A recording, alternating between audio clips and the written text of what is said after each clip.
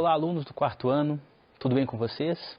Eu sou o Antônio Henrique, sou o seu professor de Geografia e sejam bem-vindos a mais um Se Liga na Educação. Na aula de hoje vamos falar sobre as comunidades quilombolas e comunidades indígenas do Brasil, duas comunidades bem tradicionais que existem no território nacional. Esse conteúdo você vai estar encontrando na semana 2 do seu volume 5 do PET. Qual que é o objetivo da aula de hoje? O objetivo é conhecer a localização, cultura e os costumes da população indígena e quilombola de Minas Gerais e do Brasil. É importante sempre lembrar que a população brasileira, ou o povo brasileiro, ele é formado pela miscigenação de diferentes grupos. Desses grupos, a base é considerada os europeus, os africanos e os indígenas. Por isso que a população brasileira é chamada de população miscigenada. O que é super importante, pois valoriza a cultura, valoriza os valores e os conhecimentos da população. Vamos começar pelo grupo que sempre esteve aqui no nosso território, o primeiro grupo, que são os povos indígenas. Tá? Os povos indígenas, de acordo com o censo de 2010, realizado pelo Instituto Brasileiro de Geografia e Estatística, no ano de 2010 viviam 896.917 pessoas que se declararam como indígenas. Desse total, 57,7% vivem em terras indígenas oficialmente reconhecidas. Ou seja, mais da metade das pessoas que se declararam indígenas viviam em territórios, em áreas ideais para sua manifestação cultural.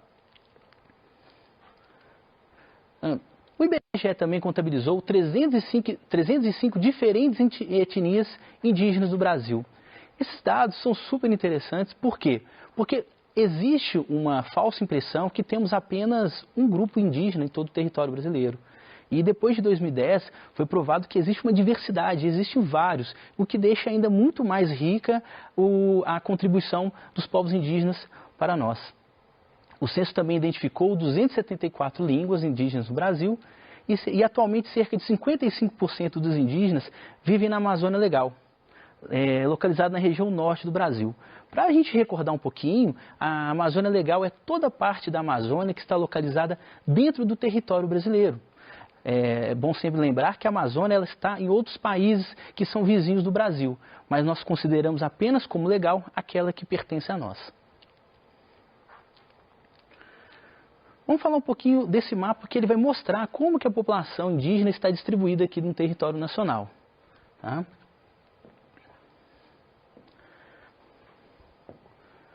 Então vamos começar com o grupo que tem menos, em termos de menor quantidade de indígenas por estado. Então os estados de amarelo, por exemplo, o estado de Goiás, Piauí, Rio Grande do Norte, Sergipe e Espírito Santo, são os estados que possuem a menor quantidade de indígenas, entre 2.000 a 10.000 moradores.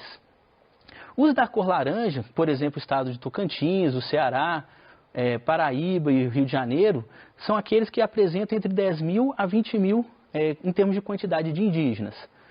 O da cor rosa são aqueles que apresentam entre 20.000 e 40.000. É bom lembrar que temos Minas Gerais como destaque. Perceba que o nosso estado está nesse grupo, entre os que apresentam 20.000 e 40.000 indígenas. Na cor azul são os estados que apresentam mais de 40.000 até 80.000. E na cor verde nós temos o estado do Amazonas, que é o estado que apresenta a maior quantidade de indígenas dentro das unidades da federação.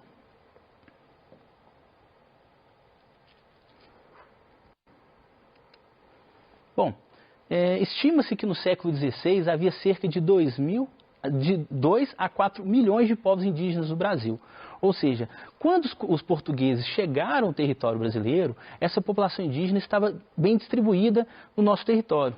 Tá? E, porém, ao longo do tempo, ocorreu a diminuição da quantidade de indígenas no país. Essa diminuição é chamada de despovoamento. Mas o que seria, então, esse despovoamento? Então, o despovoamento seria a diminuição da população indígena dentro do nosso território. Tá? E essa diminuição aconteceu como? A partir do contato entre os portugueses com indígenas. Muitas vezes esse contato acabou trazendo, né, alguns tipos de doenças. E essas doenças, como os indígenas não estavam preparados, não tinham proteção, anticorpos para isso, acabaram falecendo. Um outro dado importante também é que muitos grupos indígenas entraram em combate, conflitos com os portugueses, o que também levou à diminuição desses povos. Bom, com o passar do tempo, os indígenas eles foram meio que empurrados, vamos dizer assim, para as outras áreas do território brasileiro. E com o passar do tempo, além de viverem naqueles locais, eles começaram a ter uma harmonia, né, conviver, produzir. Dentro desse contexto, então, nós podemos dizer que existem as terras indígenas. Então, terras indígenas são terras legalmente destinadas à posse permanente das comunidades que a ocupam. Tá? Então, toda vez que você ouvir falar sobre terras indígenas, nós estamos falando de uma terra legalizada por o povo indígena, pela comunidade indígena que vive ali. A FUNAI, Fundação Nacional do Índio, é responsável pela demarcação das terras e políticas de desenvolvimento sustentável para os índios. Isso por quê? Porque é importante que haja manutenção, controle, ajuda e compreensão do que acontece dentro dessas terras. As terras indígenas, elas podem ser divididas em modalidades. A primeira seria terras indígenas tradicionalmente ocupadas, ou seja, aquela terra que é ocupada pelos índios há mais de um século, por muitos e muitos anos. As reservas indígenas são aquelas reservas que o governo destinou para que os indígenas vivessem nela. As terras dominiais são terras que os índios compraram. E as terras interditadas que estão em avaliação do governo para ser utilizada ou não pelas comunidades indígenas. Como que é a distribuição de terras indígenas, então, pelo Brasil? No Brasil, cada região brasileira, cada macro-região, possui uma quantidade de terras indígenas distribuída. A região que mais se destaca é a região que está de verde, que é a região norte, com 54% das terras indígenas. Em seguida, nós temos a região Centro-Oeste, com 19%. Logo depois, nós temos a região Nordeste, com 11%, a região Sul, com 10%, e a menor região, em termos de quantidade, é a região Sudeste, apenas com 6% de distribuição de terras indígenas dentro da macro-região. Bom, de acordo com a FUNAI, existem 488 terras regularizadas, o que representa 12,2% do território nacional. Em Minas Gerais, encontra-se 13 grupos indígenas, no caso, 13 etnias. Bom, os indígenas representam uma boa parcela da nossa herança cultural. Tá? Muitas vezes nós estamos falando, alimentando, né, agindo, e nós nem percebemos que isso vem de uma herança, no caso a herança indígena. Vamos a alguns exemplos aqui dessa herança cultural. No caso da alimentação, temos o milho, a mandioca, a batata doce, o palmito e as frutas, uma herança que vem dos índios. O meio de transporte, a canoa e a jangada. Nós que vivemos aqui na região sudeste não utilizamos bastante, às vezes nem utilizamos, né, esse meio de transporte, mas a região norte ela é conhecida por utilizar a canoa e a jangada. O vocabulário, o pipoca, gambá, itaoca, alimentos que, no caso da pipoca, é muito famoso entre nós jovens, né? Decoração, utilizamos também argila como decoração, aqueles vasos que ficam na nossa casa, utensílios de madeira para pendurar na parede, eu também estou usando dentro do nosso cotidiano. E também não podemos esquecer da herança cultural no aspecto da dança, da pintura corporal e as lendas. Existem alguns estudos que analisaram que algumas das nossas tatuagens são originadas desse contato que vieram com os índios. E também não podemos esquecer de algumas lendas folclóricas, como o caipora, boitatá, né, entre outros. Agora vamos falar de um outro grupo, o grupo da comunidade quilombola, que também é de super importância para a construção da sociedade brasileira. Bom, comunidades quilombolas são grupos com identidade cultural própria e se formaram por meio de um processo histórico que começou durante a colonização do Brasil. as comunidades quilombolas simbolizam a resistência a diferentes formas de dominação. Ou seja, as comunidades quilombolas é um símbolo de luta pela igualdade da população brasileira. A comunidade quilombola também mantém forte ligação com sua história e trajetória, preservando costumes e cultura trazidos por seus antepassados.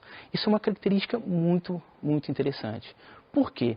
Porque as comunidades quilombolas, elas têm como principal não, mas tem como um dos seus focos manter essa trajetória, preservar o costume, pois para eles isso é muito importante para que aconteça a permanência e a valorização dessa cultura dentro do nosso cotidiano. No Brasil, existem 3.524 comunidades quilombolas no Brasil, segundo a Fundação Cultural Palmares, que é uma fundação que busca analisar e ajudar na infraestrutura e também nos estudos dos afrodescendentes aqui no Brasil. Já que estamos falando de comunidades quilombolas, vamos analisar esse mapa, pois ele vai mostrar onde estão localizadas as principais comunidades e também dá para a gente fazer uma análise interessante entre a comunidade quilombola e a comunidade indígena. Olha só, primeiro nós temos que lembrar... Só um instante. Opa, vamos lá. Primeiro nós temos que lembrar que os 3 estados que apresentam a maior quantidade de comunidades quilombolas é o estado da Bahia, com 718, o estado do Maranhão, com 653, e depois o estado de Minas Gerais. Sim, o estado de Minas Gerais com 275 comunidades remanescentes quilombolas. Tá? Percebam que nesse mapa, a maior parte das comunidades quilombolas estão localizadas aonde? Estão localizadas próximo ao litoral brasileiro. Isso é interessante analisar por quê? Porque olhando para o mapa, nós vamos perceber a relação entre o processo de colonização e ocupação do nosso território.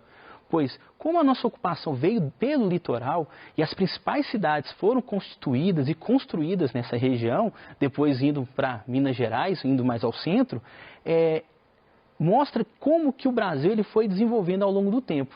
E já que eu comentei sobre as comunidades indígenas, no mapa anterior eu disse que a maior parte da comunidade indígena vive aonde? Vive na região norte. Que se nós observarmos pelo mapa aqui, vai ser nessa área aqui do território. Então percebam, através dessa análise eu consigo identificar o processo de construção do nosso território e como que os índios eles foram empurrados, direcionados para outras áreas onde foram menos ocupadas pelos portugueses.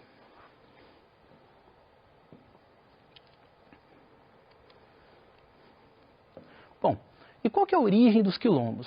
O Brasil utilizou os habitantes do continente africano para trabalhar como escravizados. Tá? Infelizmente, durante o processo de colonização, cerca de 1.891.000 escravizados africanos desembarcaram no Brasil.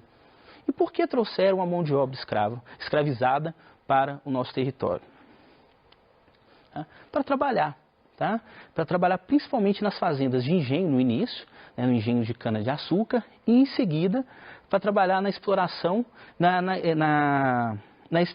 nos processos de extrativismo de pedras preciosas e ouro que aconteceram em Minas Gerais. Tá? A mão de obra africana ela era mais qualificada que a indígena. Por isso esse interesse por essa mão de obra. Além disso, o tráfico de escravizados rendia altos lucros para os comerciantes. Ou seja, a mão de obra humana virou um objeto de riqueza também no processo de comercialização. O quilombo ele nasce da resistência e de revoltas que ocorreram ao longo do período colonial do Brasil. O quilombo é um meio de viver em liberdade, apesar de serem fugitivos. É interessante pensar nisso, O escravizado ele fugia para viver em liberdade, mas sempre tinha aquele medo de poder ser capturado novamente. Mas era no quilombo que eles moravam, eles produziam seu alimento, eles conviviam com outras pessoas, o que dava aquela sensação de liberdade. É importante lembrar que lá a produção de alimento não era individualizada, era coletiva. Então todos produziam, todos plantavam, todos colhiam e todos viviam de uma maneira harmônica. O quilombo mais conhecido é o quilombo dos Palmares. Tá? Ele foi considerado o maior, o mais duradouro e mais organizado refúgio de escravizados no território brasileiro e na América Latina. Ele está localizado no estado do Alagoas e lá viveu Zumbi dos Palmares, considerado líder e herói do quilombo. Como já disse, o quilombo mais populoso da América Latina. Eu gosto muito dessa imagem por causa disso. Ela mostra a localização hoje do quilombo dos Palmares, lá na Serra da Barriga, no estado de Alagoas. E dá para perceber, olhando ao fundo da imagem, que o quilombo está localizado numa parte mais superior. E por que está localizado nessa parte superior? Porque sim, os moradores do quilombo conseguiam ver quem estava chegando, uma forma de proteção. O quilombo ele era bem protegido para que não sofresse ameaças e as pessoas, os moradores ali não fossem perseguidos. Nesse caso, essa imagem ela faz referência ao dia 20 de novembro, tá? O dia que eles comemoram, o Dia da Consciência Negra, e é o dia que representa também a morte de Zumbi de Palmares.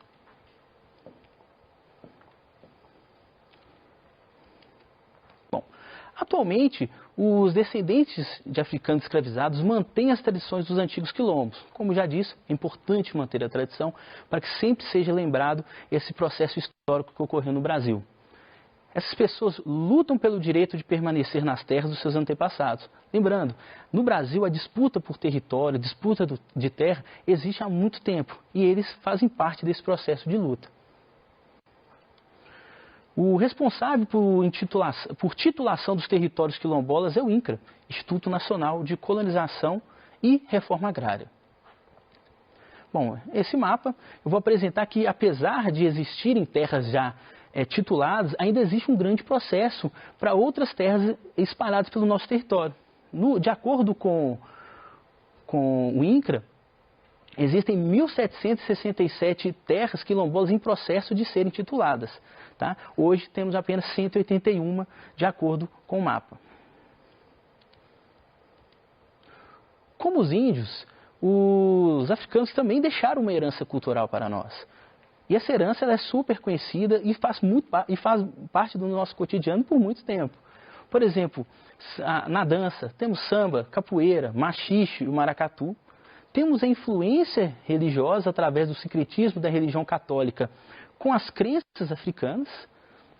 O candomblé e a umbanda também fazem parte dessa herança cultural.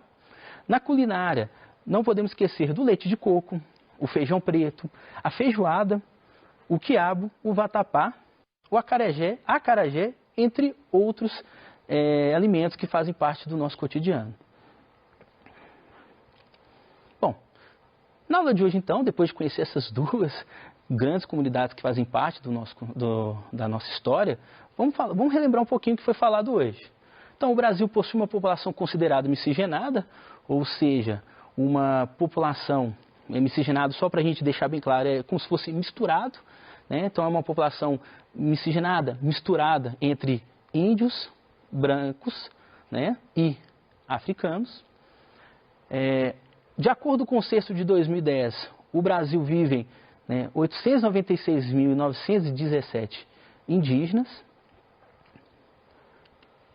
As terras indígenas podem ser divididas em 4 modalidades. Eu vou lembrar que as terras é a reserva indígena, que é aquela titulada pelo governo, e também as terras de ocupação, que ocorreram nos últimos séculos pelos indígenas. Tá? Então, são aquelas terras que fazem parte daquela comunidade por muito tempo. Não podemos esquecer que as comunidades quilombolas simbolizam a resistência a diferentes formas de dominação, ou seja, um símbolo de luta dentro da sociedade brasileira, e que a cultura brasileira possui características herdadas dos povos indígenas e dos africanos. Deixo aqui como sugestão a leitura do conteúdo da semana. Quero que vocês façam os exercícios e, se possível, entre em contato com a gente pelo nosso Tira Dúvidas. Vai ser um prazer responder as suas perguntas. No mais, meus caros, eu desejo aquele abraço e espero todos até a próxima aula.